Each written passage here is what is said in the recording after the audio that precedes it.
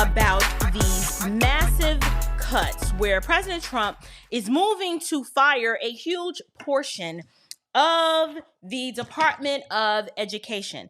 Now, he's sending these pink slips, you guys, as if he is Oprah handing out free cars. And while we are not celebrating people losing their livelihoods, we do need to talk about this. We need to have not an emotional discussion about this, but we do need to have a policy discussion about this. Now, of course, the left, they are in complete meltdown, right? We've seen Rachel Maddow. If you haven't, she's had a panel of experts on clutching their pearls and calling this a racial attack on government employees. So the thing about it is every single decision Donald Trump makes, it is always going to be secretly about race. So it doesn't matter what he does, what type of explanation he provides, the math, he can make the math. It doesn't matter. Race will enter into this discussion. So we're going to break this down. We're going to expose the ridiculousness. And most importantly, I want to talk about how this move is it's going to be a win for parents. It's going to be a win for education, and it is going to be a win for America's future. So the first thing I want to do is I want to play a clip. I want to play several clips, actually. The first one is going to be from, I think we'll go with the Rachel Maddow clip first. This is where she has this so-called educator on making some pretty wild claims about these firings. So let's go ahead and take a look. Let me make sure this is the right one.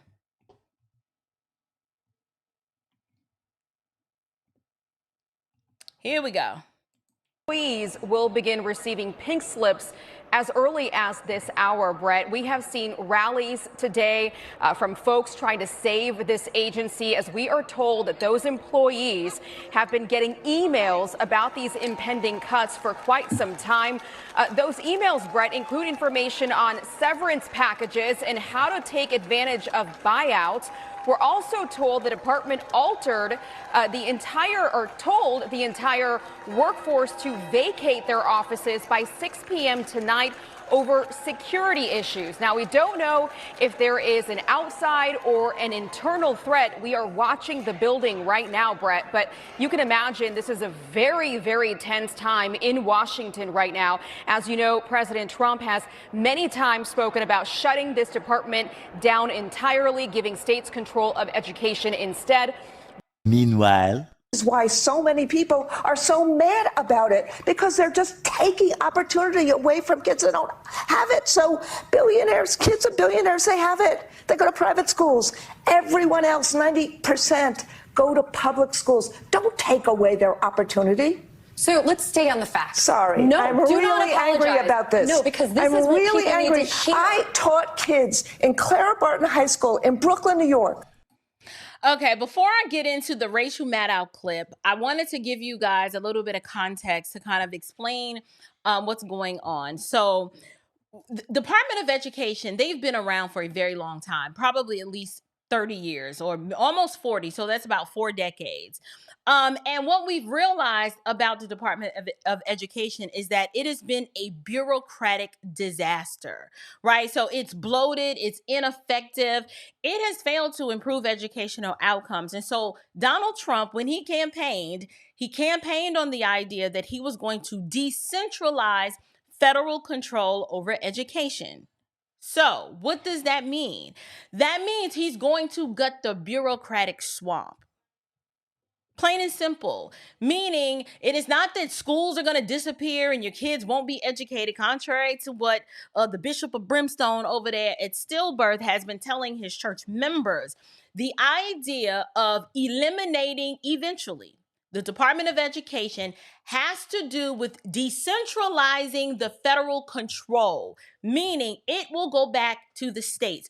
Believe it or not, this country has not always had a Department of Education. Every state was in charge of educating their own. And what did we know? We know years ago the educational outcomes of people in this country were way better than they are today. Our literacy rate was higher, our graduation rates were higher. We were able to contribute globally on the world stage in a meaningful way because we were cranking out people who couldn't just do the basics, but we were kind of up there competing with the best of them. And now we are like 40th, okay, amongst all of the developed world. And this is freaking America, right? Like, so how are you America and you are not cranking out the best and the brightest? It is because of the bureaucratic swamp. And that is no matter what color these swamp creatures are. So, what I want to do is emphasize, you guys, this is not about race. This is about results. Okay, if you have an NBA team that has like their star player and everyone is saying how wonderful this player is, but he doesn't score any points, he's always the bottom of the scoreboard, eventually what is that team going to do? They're going to be like, listen, we paid a lot of money recruiting you and we don't know what had happened, but you got to go. Why? Because the results are all that matters. This is not about race. It is about results. So, that's the backstory. The exchange that you just witnessed was between Randy Weingarten, who is the head of the teachers union, and she's outraged over these cuts.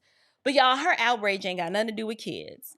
She wants you to believe this is about the children, but what this is really about is the administrative state within the Department of Education being eliminated. All these excess jobs that have nothing to do with the boots on the ground and teaching the kids, that's where most of the money is spent. And we're going to talk a little bit about that.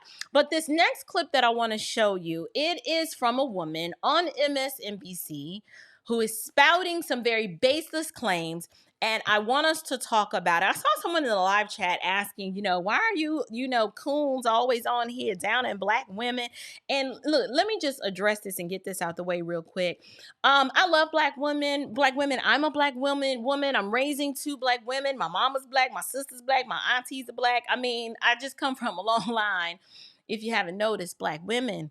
And so that means that there's an expectation of women who look like me to be of a certain caliber, right? To represent our ethnic expression well out in the world. And when our behavior is less than stellar and less than acceptable, and it's gone on, not an isolated incident. I'm talking about where overwhelmingly the culture is a problem. If I'm a Black woman, because if a white woman says that she can't say nothing because she's going to be deemed racist, who else will take up the charge to hold us accountable and to help us raise ourselves, not to some standard that no one can reach? I'm talking about just the basics. Just the basics. Contrary to what you might believe, I don't just celebrate you because you're Black. Right? That's not a flex. You can't control your ethnic expression and this dermal skin that you're in. You're clothed in this melanin because that is how God wanted you to be born. But your behavior, on the other hand, you absolutely can control that. You can control your behavior. You can reform your behavior. You can do all manner of behavior modification on either end of the spectrum, toward the good or toward the bad. And so if I see so many of my women on the world stage as an embarrassment, that saddens me. And if I didn't love you, I would just ignore your foolishness, distance myself from you, and act like it's not happening. No, but love warns. People who love you correct you. People who love you want you to raise yourself to a higher standard. Why? Because contrary to what you might think, the way that we are viewed is viewed as a collective. And I want to contribute something meaningful to the world. And I want the women who look like me to be a positive representation of the women I know we can be. So that's the reason why. But now, if you don't like it, maybe you on the wrong live stream. You might want to go over there with Roland Martin and get some effeminate political commentary, but you're not going to find that over here. So, like I said, let's go ahead and get into this Rachel Maddow clip. I'm interested in showing you that because the woman in this clip is going to spout a baseless claim that we must discuss. We absolutely must discuss it. And so let's go ahead and do that now. This is from NPR on the Trump administration's announcement tonight that they're firing 1,300 people from the U.S. Department of Education.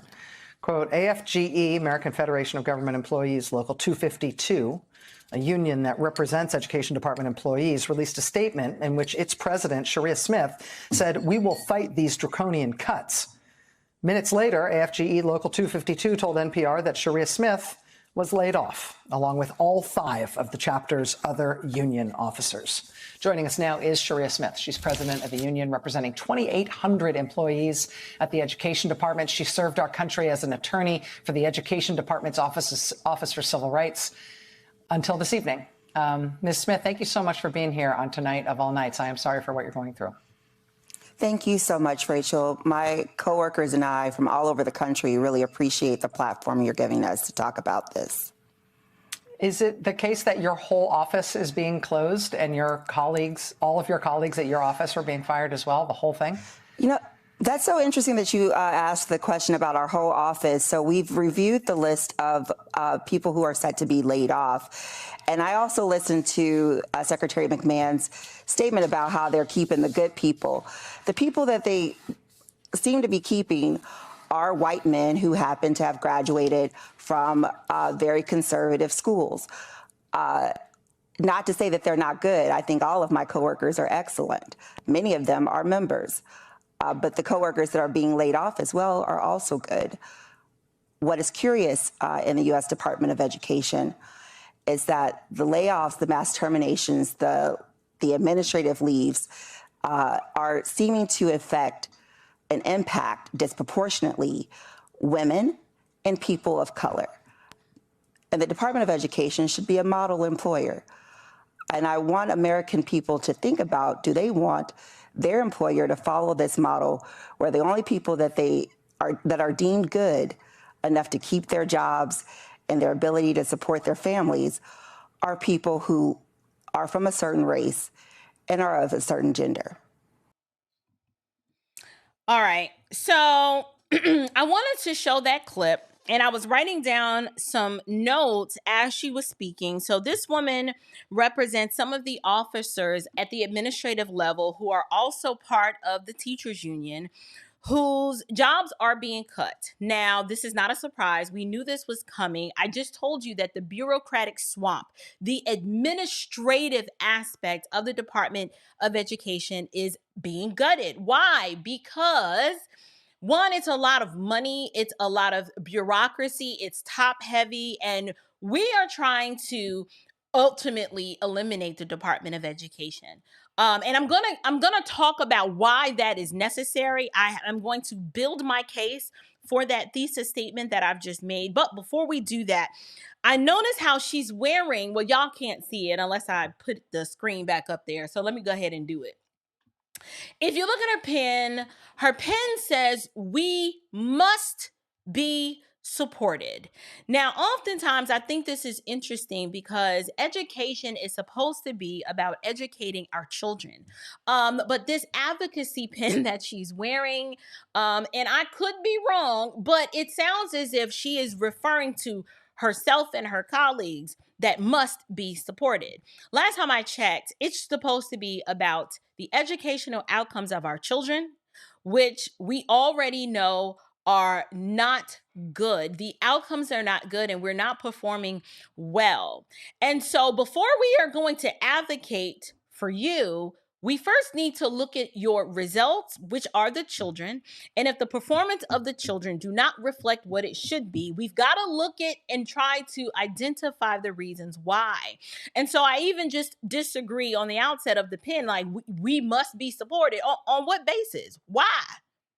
Why must we support you? So that's the first thing that I noticed. Then she indicates the basis of her claim is that when she's looking around and she's noticing these cuts, that the individuals who are all being dismissed happen to be women and people of color. She makes this claim, and I thought it was interesting that she's on MSNBC spouting this claim, and it's because Rachel Maddow has an agenda. She's the white liberal lesbian counterpart to Joy Reid. So you're always, at least when you take in MSNBC's information, you kind of need to take it in as propaganda, right? She's always going to give credence to anyone who wants to pass the baton in the victim Olympics. So my question is, why doesn't Rachel press her on this assertion, right? Like, what evidence does this woman have to support this claim other than this anecdotal, we're just supposed to take her word for it, right? Like, I'd like to see the evidence to support this. And in fact, she also said, she's like, well, the people who are just being dismissed are good. And all of my colleagues are good. And my question is, good by what standard? By what standard are you assessing that they're good? Because if everyone was just phenomenal and doing their job and the outcomes were favorable, then no one would be getting cut, right? Like, people, this is how it works in the private sector. People don't just dismiss you and eliminate departments that are either generating revenue or providing the results that they have set out to provide. Like, if something's working and it's working well and it's performing phenomenally, it's not going anywhere.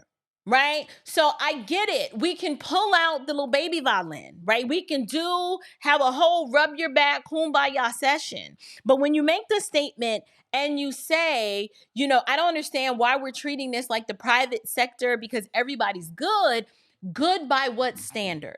What evidence do you have to support that you and your colleagues are good? One, these are all administrators.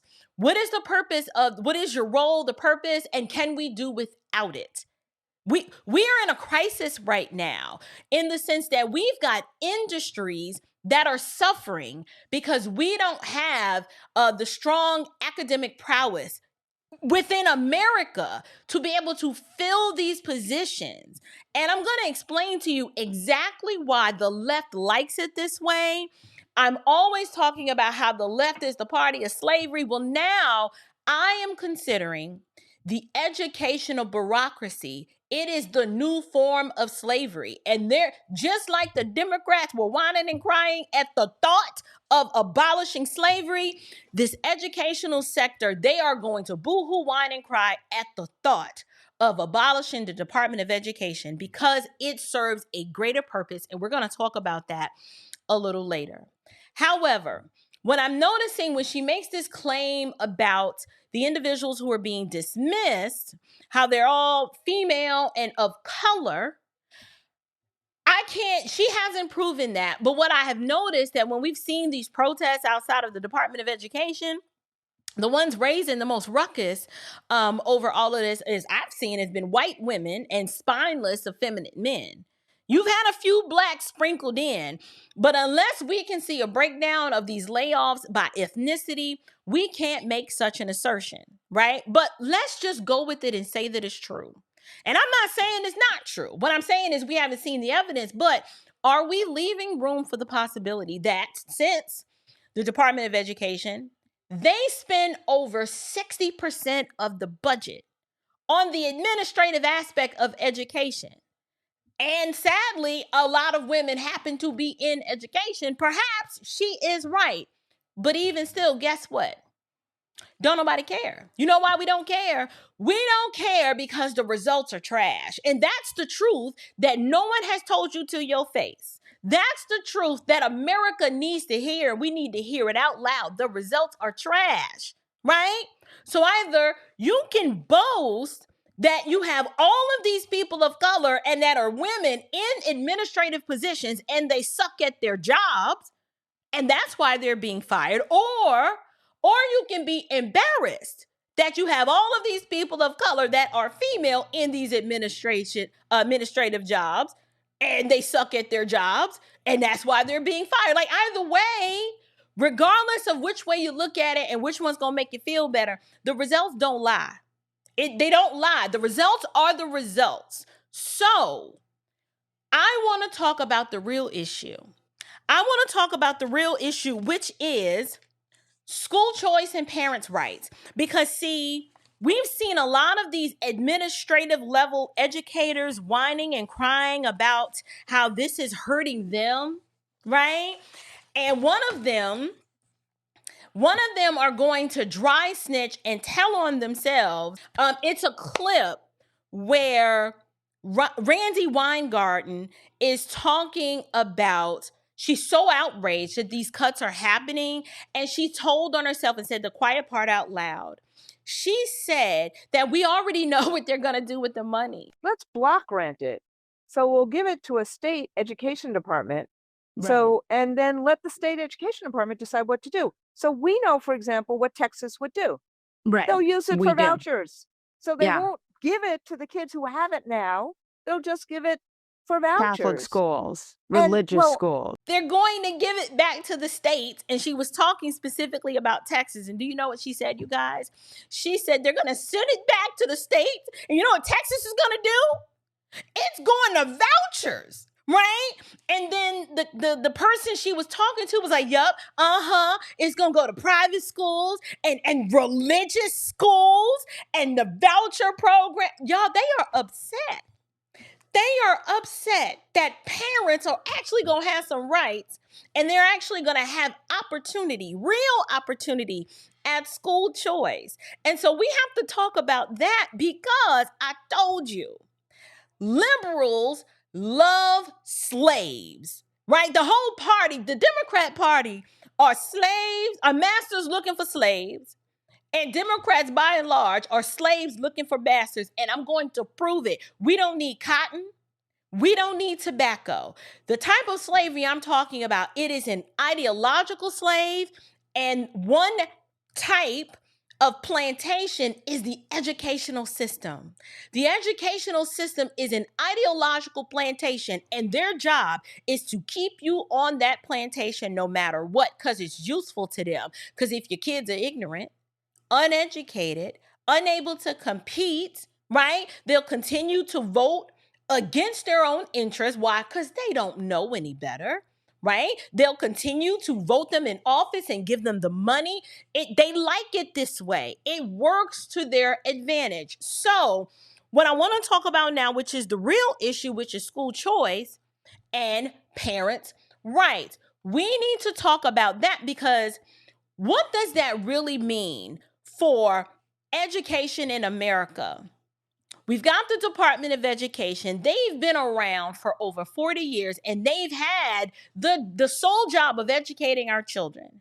And they've had 40 years to prove themselves, and yet test scores have plummeted. Literacy rates are embarrassing, and millions of American kids, especially minority ones, right? They are trapped in failing schools. I have told my own personal story on this platform plenty of times about the day my mama came to that public school and said, I'm pulling her out.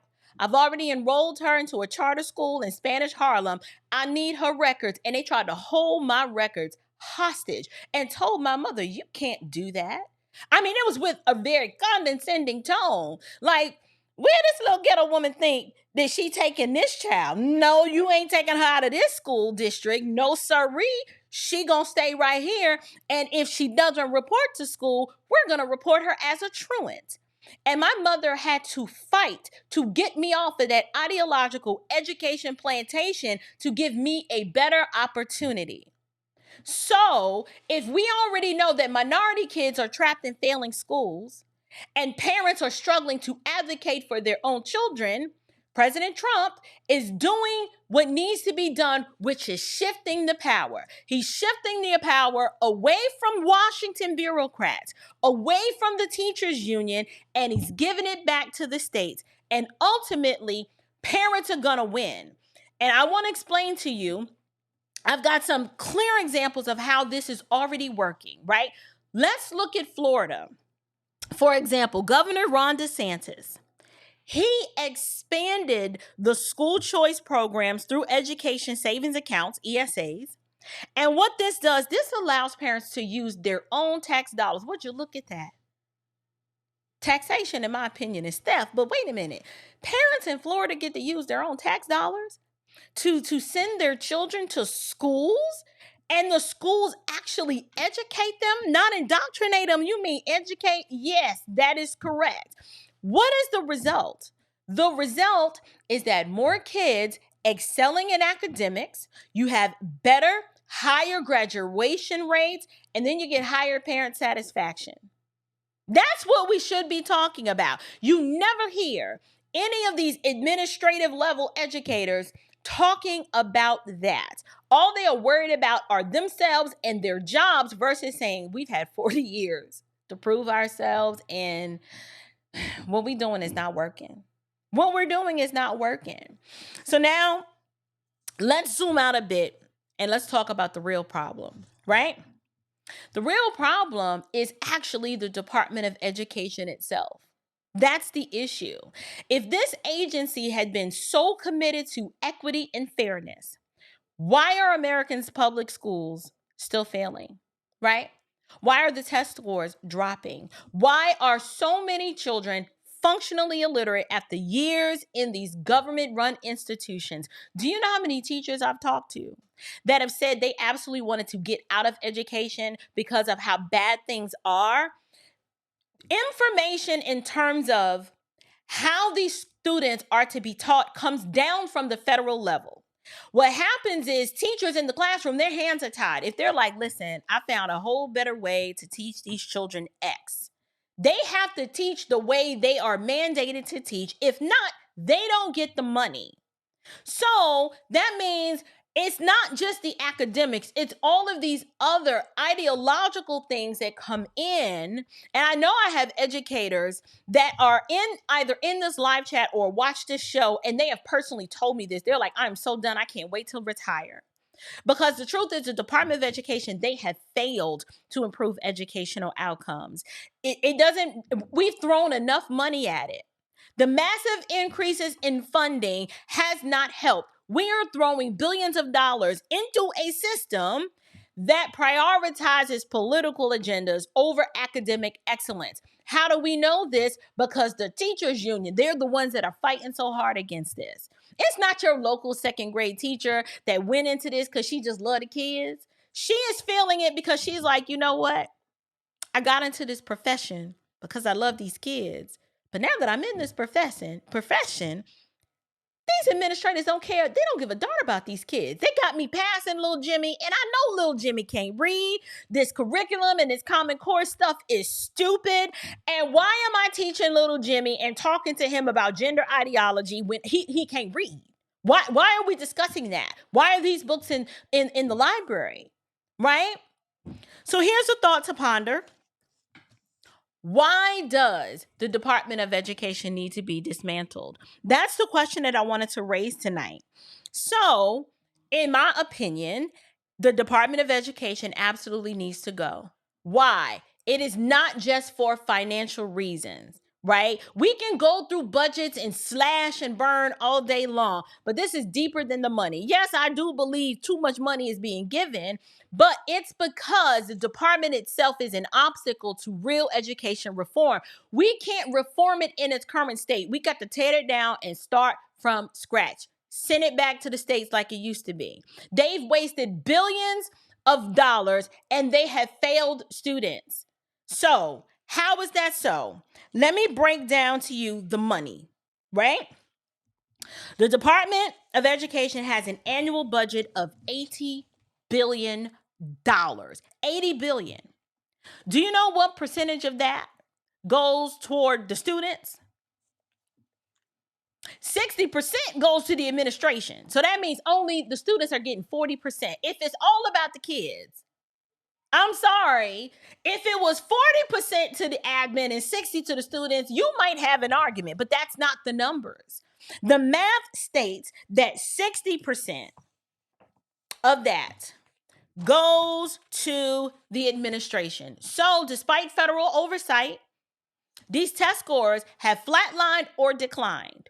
They're not getting better. The methods are getting worse. And the U.S. spends more money per student than any developed nation, but we rank below them in literacy and math. Why is it that in barely developed countries where their kids are learning on a dirt floor barefoot have better academic outcomes than our school students who sit in air-conditioned schools with metal detectors, but it's air-conditioned nonetheless. You can spend $26,000 per student in Baltimore and none of them can read. The reason why is because the Department of Education, they are protecting teachers unions, not students. Okay? So you got teachers unions, you got like the AFT and the NEA, huge, massively huge influence over the education policy. They fight against school choice. Why? Because they know they can't compete. So the goal is we got to keep your kid in a failing, underperforming school so we can protect our power. How is it about the children if you know the school is failing and you want to keep them in there? That is the highest form of hatred if I've ever seen it. This is why I call the education system a modern day slave plantation. It just doesn't have any cotton on it. Remember, these are the unions that push for extended school closures during COVID. All of them wanted to get paid. When it was clear that these kids were at low risk, open up the schools. All of that lost learning that we had, that decision had devastating effects on the educational outcomes of these kids, especially the minority and the low income students, but they didn't care. They didn't care. Not only that, you have this ideological indoctrination that I've talked about. That is one of the main driving forces behind Common Core. You have the gender ideology in the classrooms and that DEI-based hiring and curriculum policies that's teaching the white kids that they're the oppressor and teaching black kids that they're not, white privilege and the oppressing. They're basically teaching Marxism in the schools. I didn't grow up learning no foolishness like that. And I was that kid. Had I heard my teacher try to teach me some foolishness like that, I would have been the first one to be like, respectfully, you sound crazy. And I know I'm about to get kicked out and sent to the principal's office, but my daddy told me to stand up for what is right. And what I'm saying is right and what you're saying is wrong. And now I'm probably going to get a beating because ain't no way you're going to tell me that Jane sitting next to me on the basis of her white skin has privilege over me. Are you crazy?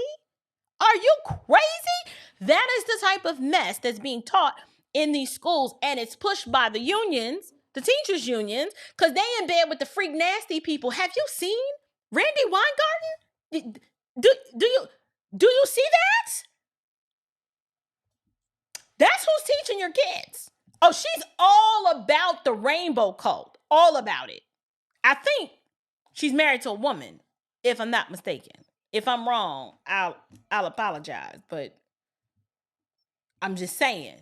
This is who's leading the largest teachers union in the country. So, you have that. They're the ones that push for the lockdown. Not only that, another reason, you have federal involvement in education. They've turned these schools into indoctrination centers. These are not places of learning. Your kids are going to school to be indoctrinated. I know parents that are like, I don't even know my kid anymore because she comes home. I saw a TikTok of a white mom who has a biracial daughter, and the biracial daughter was on the TikTok calling her mother an oppressor. She was calling her mother an oppressor because her mother voted for Donald Trump. And when her mother told her that you need to spend some time, you need to get off Facebook or social media, she was like, because you sound crazy. Now she was saying that this has impacted her mental health and she needed a mental health day. I mean, it's just, listen, the bottom line is that the Department of Education is expensive. It is ineffective, and it is harmful, and all of this can be proven. And so if all of this can be proven, I would argue that it's time for education to return back to the states and local control, because the Constitution doesn't give the federal government authority to run education anyway. It belongs to the states and the parents. How this department came to be, I do not know, but it needs to go away. And I have some solutions. I don't just say, here's the problem, burn it all down, and then I don't have any meaningful information to share with you about the solution. My solution that we already know is proven to work is allow the free market to fix education. Like, let's talk about the solutions. Because when you introduce competition into education, something happens. Standards rise. Now, we know the teachers unions don't want that, but it's just common sense. We've seen this happen in other states where it has been successful. That's why I apologize, you guys. I did not show you the clip, but Randy was going on saying, we already know when they send it back to the states, what Texas is going to do. They're going to send it to the charter schools. And basically, it's going back to the parents. And since the government believes that they share custody of your child with them. Like, and I'm always telling y'all, do not share custody of your children with the government. They think they own your children. Those are their children. Every butt in a seat is a dollar sign for them. And so the idea that private schools and charter schools and home schools, which all have proven to be superior alternatives, they can't have that. They don't want you to have access to better outcomes at a fraction of the cost. They're like, no, we can't maintain power if the money is given back to the states. And the thing is, when parents control the money, schools have to earn their trust rather than it being forced compliance. Like, so when I was growing up, instead of me being forced to go to my neighborhood school, which was already performing very horribly, and my mother didn't want me to go there, she pulled me out. They were fighting to keep me in because my test scores, I mean, I'm not bragging, y'all, but I ranked high in the district, okay? I got little awards. I still got them awards. They mean a lot to me. But they're like, if we lose this student, this is going to impact the numbers. They did not care about me flourishing as a student. They were like, she can't leave because she's useful to us. And my mother said, well, you about to find out today, because if I had to come back in that office and yank those records out of that file cabinet myself, watch me do it. And it almost came down to that. Thank God it didn't, because I think they were afraid. But there are too many states that have embraced school choice. They have seen remarkable improvements with those who are stuck in the federal system, who allow it to continue. We've seen the opposite happen with students who are allowed to get out. And let's not talk about the homeschool community, right? That was once considered fringe. These freak nasties are teaching so much nasty stuff in the schools, and the indoctrination and the bullying and all the other things that are just out of control. Homeschooling the numbers have just astronomically increased because parents saw during the pandemic, they saw what the public schools were teaching and they were not impressed. On top of the fact, parents didn't appreciate being called domestic terrorists for advocating for their own children. Do you guys remember in Virginia when parents who went to school board meetings like, why is this book in my kid's school? Like, why is my kid learning how to, do unsavory things on other people's appendages in the school? And Biden's administration labeled these parents as domestic terrorists. And you want to talk about a tyrant? Don't get me started. You don't really want to have this conversation. You really don't.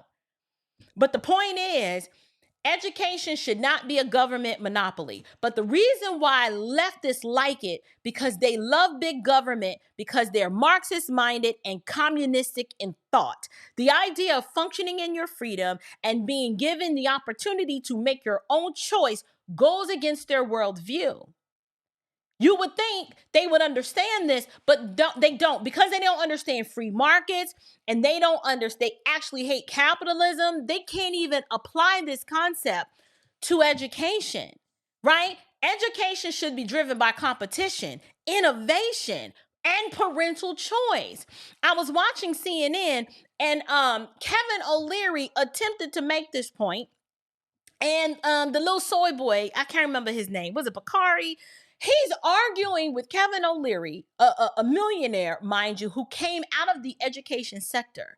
And Kevin O'Leary is trying to make this dude understand America's educational outcomes are just not good. We need competition in this. Unleash it, give it back to the states, allow parents to make choices for themselves. And this man argued and said that that was a bad idea. And do you know what his excuse was? His excuse was for why we can't do this is because the reason why these kids can't learn is because they're hungry. He said the reason why these kids are not learning is because they're hungry. So if we take this money from the federal level out, the free lunch and the free breakfast, I was like, there go that socialist, Marxist-minded foolishness again. I said, you mean to tell me in a nation that has the highest obesity rate amongst elementary and adolescent students, you really trying to tell me these kids are hungry? Is that it? They're not learning because they're hungry? Hear me clearly. I am not saying that childhood hunger is not a thing. I am not saying that there are not some students that actually do go to school hungry. My argument is that education is not a social service function. It is not the education department's job to feed your children. We have to figure out a way, right, for parents to be able to earn a living and to provide and take care of their children. And good parents don't starve their children. Now, there are some parents that are just trash parents that don't care if their kids live or die. But the argument that the kids ain't learning because they hungry, as fat as these kids are, was just stupid. I was like, anyway, I don't even want to get on that. Let's talk about what happens next, right? Since we realize that the test scores have flatlined or declined, what is the next move? I'm going to tell you, the media is going to continue lying about this. They're going to continue to scream racism. Why? Because they can't defend the Department of Education's record. That's why. So the truth is this.